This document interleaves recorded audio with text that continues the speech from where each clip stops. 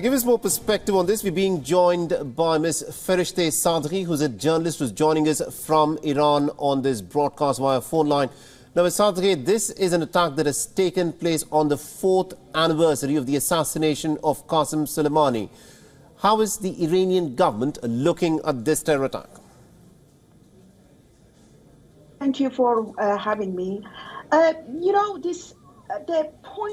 most important point about this terror attack is that all the people who've been killed in this attack are civilians, women, men, elderly. I read that among the dead are 6 children. 103 people, among them 6 children, is too much. And as far as I've noticed, it is the worst terror attack that is happening in Iran in 4 decades. And that's in addition to the number of injuries that some of them are in dire situation. So the Iranian authorities look at it as a sheer example of terrorism, a sort of terrorism that is directly aided and abetted by Iran's arch enemies, Israel and the United States. So I'm sure that today, tomorrow, or the days coming, they will blame the U.S. and Israel for this attack. And there hasn't been any group,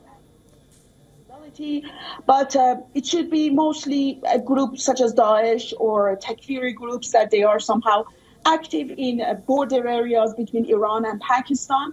Actually, on December 25th, we have a similar attack, an ambush on police guards, which about a dozen Iranian police guards were killed.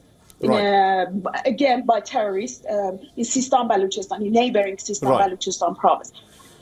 So, to answer your question briefly, they look at it as a terror attack that is aided and abetted by the United States and Israel.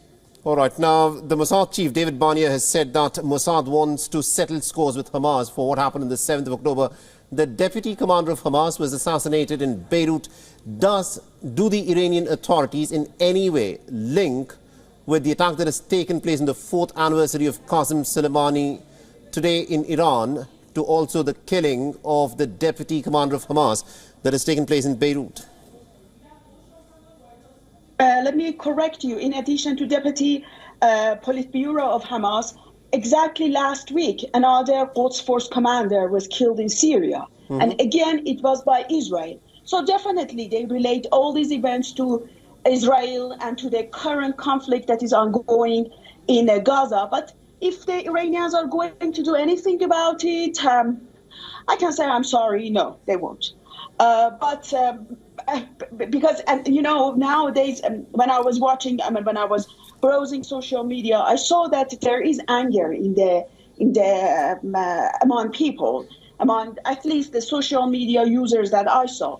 Right. So they are saying that the Iranians don't do anything, and they're silent and doing nothing, and just claiming that we are keeping self-restraint and strategic patience. It seems that one is encouraging Israel to put more steps forward rather than going backward. You use the word strategic restraint. My final question to you, Ms. Sadri, is how much longer will Iran continue to exercise what you term as strategic restraint in the face of these kind of attacks?